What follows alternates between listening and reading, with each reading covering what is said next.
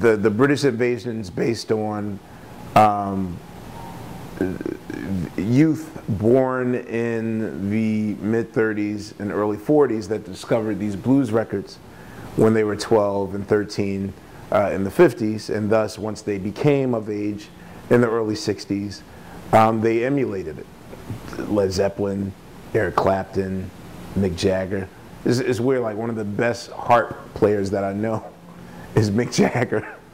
The irony of that, you know, and you know that version of the first British invasion version of their approximation of what the blues was, of course, you know, became rock and roll. But I actually felt that this new British invasion of soul singers from London, and it's also the same for Adele and a slew of singers, even Florence and the Machine. Like, I feel that there's authentic pain coming from her soul. When I first met Amy, and she reminds me of this story, we were doing a festival, the Roots were doing a festival in Norway, and up there twice a year. It's like one of the most, well, they say it's one of the most depressing places on earth because in July, daylight is almost a 23-hour experience, and when nightfall doesn't come and people can't sleep, it drives them crazy. And so about a year goes by and I get her sophomore record. A friend of mine gave it to me, and you know, the first time I heard Back to Black, I was like, first I was just marveled at the production, and then the second time I listened to it, and I'll never forget, like, you know, I'm sitting in my hotel room in Barcelona with my jaw dropped, and the second time I heard it, I was like, there's no way that Mark Ronson was part of this production, can't be. And the third time I listened to it, you know, I started to pay attention to what she was saying. I was just like, man, I thought, well, maybe she's mixed or something. So then I started doing my internet history, you know, researching her, and I was like, how is someone from, I mean, the opposite side of the world going through the same struggle and depression that I would expect? Like, this is the type of music that I would expect Bessie Smith, Ma Rainey,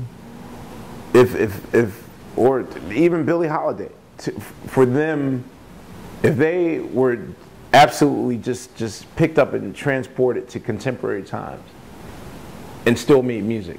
I mean, if they weren't freaked out about being in modern culture, like, yeah, where am I? If they didn't go, if their mind didn't spontaneously combust over that, and they were able to still make a living, like, okay, I'll go in the studio. What are these headphones? Okay, great. This is the music that I would imagine that they made. And, you know, I didn't feel at once that I was listening to somebody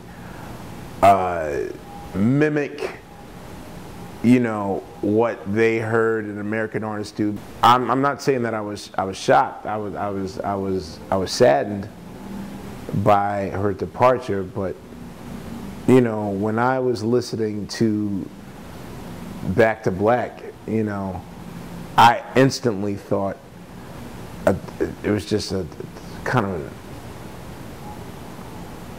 ominous, dark, foreshadowing, treasure every moment with this person. I get the same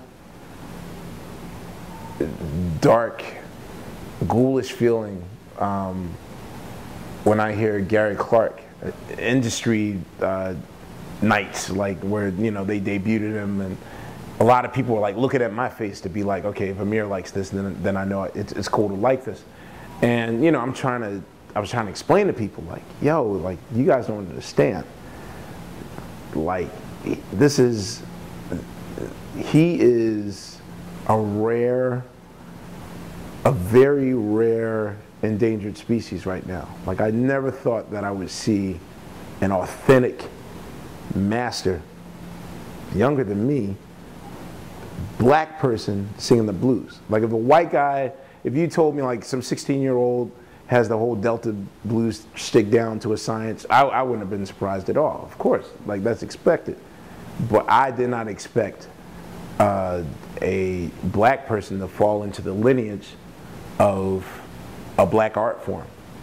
Because it's kind of weird, like we can cultivate it, we can innovate it, but we're also the first to not absorb it, and we're also the first to dispose of it as if it never happened. So, you know, when I hear Gary sing, when I hear Gary Clark sing, it's like, I mean, I literally hear like, I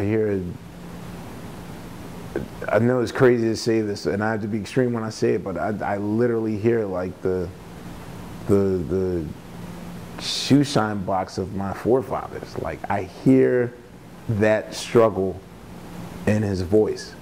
You know what I mean? Like it's scary. It's frightening to hear him sing the blues. It is.